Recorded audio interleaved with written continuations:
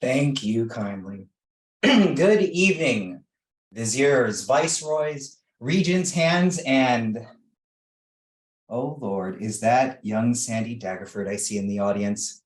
I didn't realize your mother was letting you out of the kingdom these days.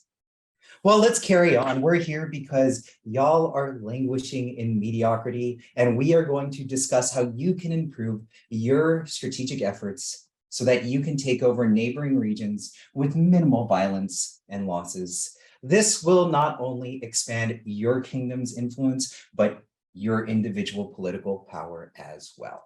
Now, before we dive in, I want you to know what to expect from this little seminar. First, I'm going to tell you what I'm going to talk about.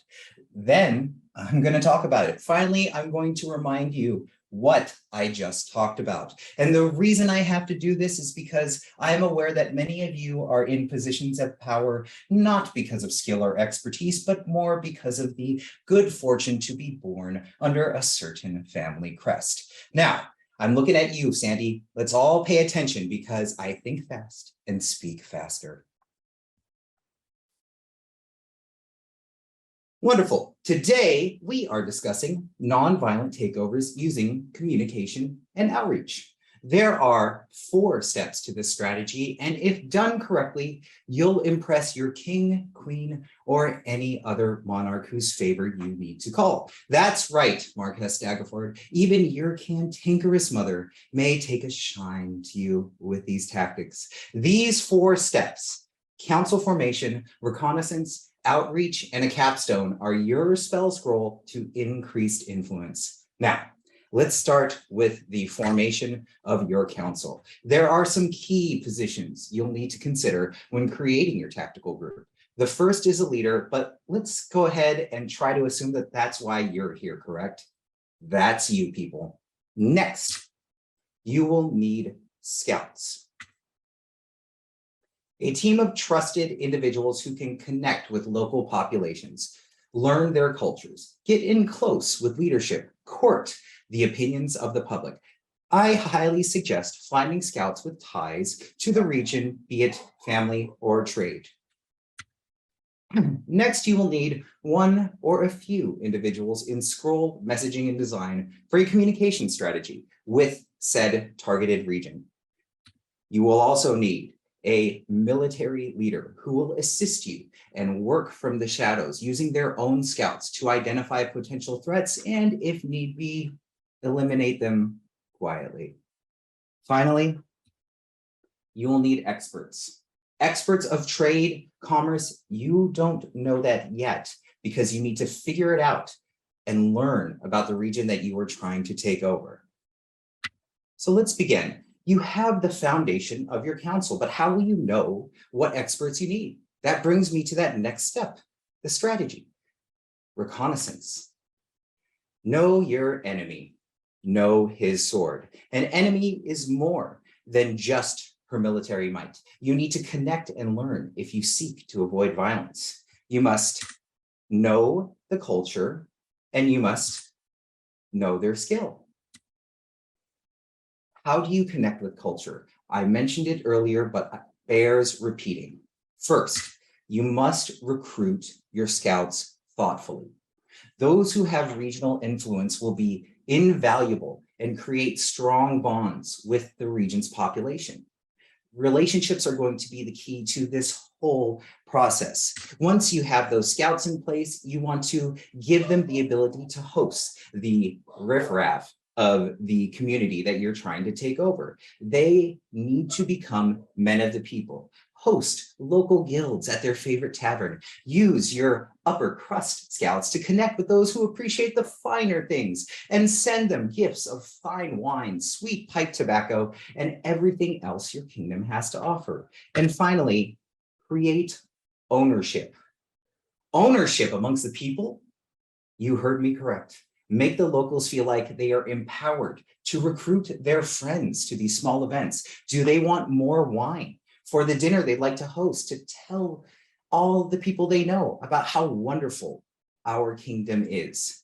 Perhaps a chef from our palace to visit one of the elite leaders there. Send them, make them feel like they are part of the effort. Now, I mentioned two parts to scouting. It's time to discuss understanding the skill of your targeted locale. Now, I understand the concept of skill may be challenging to those of you born with a silver spoon in one hand and a gold brick in the other, but a region's true power rests in its trade and commerce. So the first thing you need to do is learn what they're known for. Spend time understanding how the coin flows. Find their experts. Do they have great blacksmiths? Are they a mining region? Farmers? What do they do better than anyone else? Once you find those experts, connect with them, invest in their services, pay more than your fair share, heap praise upon them. You want them to think of you as their favorite patron. They will feel more connected to you than their local community. Send in as much as you can so that you can bring back their products and knowledge. And that leads to the next step. Share with your local experts, our experts. Recruit those individuals to your council and entice them with more knowledge and influence. Send them with the scouts and luxuries so that they can see what you have to offer. Tickle their ambition. Fancy them with the potential of what more they can earn and become when they are partners. Perhaps you are starting to see it come together. No? A creative mind is hard to find when cousins lay with cousins. No bother, you will understand soon enough. Now we are edging closer to the final act, but we really need to focus a moment on our outreach. This plan seeks to make the majority of the local population not our enemies, but our friends. We are turning them into us. When they become our friends, they are our community. And to foster this, we must communicate thoughtfully, and we must build on the efforts we started through Reconnaissance. Do you remember I spoke about scroll designers? It is their time to shine. Let's talk about the artistic hand you'll want to use on your parchment. You'll want to merge what makes them, them, what makes you, to make it all us. Whether it's playing colors together, copying a script style known in the local region, everything they see is about how we are visually coming together, not apart, even down to the flyers and invitations you send out. And as they become accustomed to seeing our culture in the community, add familiarity, incorporate a local clock tower on an invite, a famous bridge on a flyer. They are a part of us now. Do you believe it yet? Finally, have your scouts been doing their job? It's time to put their work to use by asking your new community partners to lend their name and their image to our messaging. Now it's Sir Delos, the local innkeeper, inviting you over for your kingdom's wine. As friends and family come together, do you see where it can be effective? Now we've talked about the visual side. It's time to understand what that message needs to be for your community. When I tell you to consider frequency, I mean to communicate frequently. You want to be in their minds every month, every week, every day, every moment. They should hear about a new party, a new partnership, a new trade opportunity as often as possible. And these messages, they need to be consistent. I keep saying us, we. You need to incorporate that mindset. We are excited to host. Local business members are excited about our opportunity. We will be doing this together, my friends. And finally, build upon the efforts of incorporating the local imagery and the local individuals, and give those individuals, the leaders, a voice in our messaging, a voice at events. Allow them to promote our mutual efforts. Let them work with your writers to create their own remarks when they are creating an event. Empower and engage. We have learned, we have integrated into their culture. How do we build on that? Well, let's talk about it. We build by doubling down on that newfound knowledge. We have learned what makes the overall region tick. We know how they manage their coin. We have partnered with their experts. We must now leverage and share our knowledge, their knowledge, and start exchanging community members, sending apprenticeships back and forth. And we do this because We have invested in relationships. We are building cross-region camaraderie, sharing wine, sharing a smoke, families moving to join other families, partnering and exchanging knowledge, and when necessary, we have invested. We grease the palms of the important people. We let our military work in the shadows, building influence, doing what they do best, eliminating threats by coin or other means, but quietly. And all that culminates in our grand finale, the Capstone Event. How does one create such an event? You need the right topic. We base our event on the knowledge we have gained, knowing what matters to this region. Experts love to talk. Put your experts, their experts, now our experts in front to discuss the future of prosperity in the community. We know the right people, the right tradesmen, the right merchants, the right leaders, those who love to hear themselves talk, those who know how to throw a good party, those who are looking for a good time. And we may have some who are not our friends, but would they miss an event when everyone who is anyone is in attendance? I think not. And if they do, we can certainly send one of our military friends to pay them a quiet visit while we are enjoying ourselves at this party. And all that this takes is the right timing. And this is why you have been communicating. This is why you build relationships. You ensure that everyone who needs to be there can be there. And now it's time. The execution. You are integrated at a local level. You people and theirs. It's our people now. You own the expertise. You own that knowledge. You are embedded in every aspect of how they do business. And you have created influence where it matters. You have taken time to build the relationships, and you have chosen the right time and place and have everyone in the room. All it takes is a little push. Don't be afraid. This is not the moment to falter. Step forward and say, it is with great pleasure that we announce the merging of our two kingdoms. For you see, you have always had your military leader on the council, and this room shows those who may oppose. There is no sense fighting. You own the community, and you are backed by force. You have created one kingdom in practice. Now, you're celebrating. What did we say at the beginning? I'm going to tell you what I'm going to talk about. Then I'm going to talk about it. Then I'm going to tell you what I just talked about. The best way to avoid violence is through the integration of community and commerce.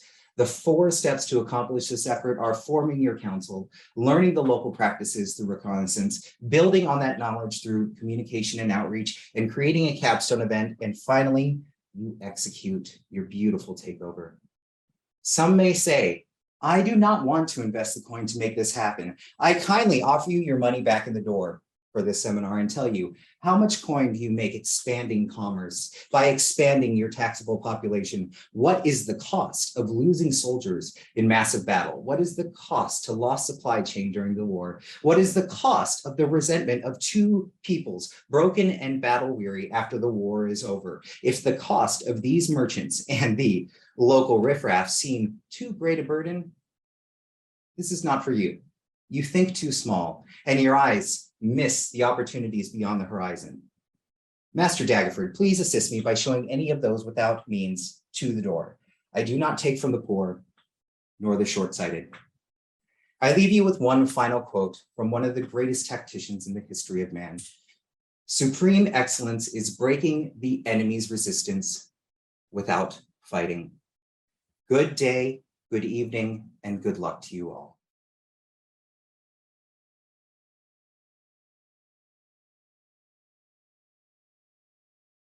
Lords and ladies, most welcome guests, and of course, Andrew.